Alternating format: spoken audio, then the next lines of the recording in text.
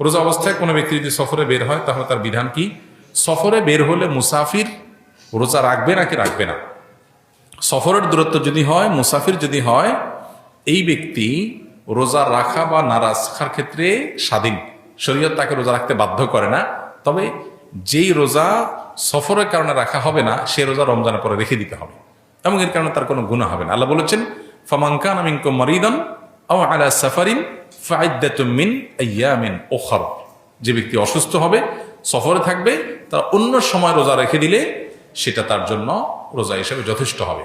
তবে কেউ যদি সফরে তার কষ্ট না হয়, স্বাভাবিক, তাহলে তিনি রোজা রাখবেন, রাখতে পারেন, রাখা ভালো।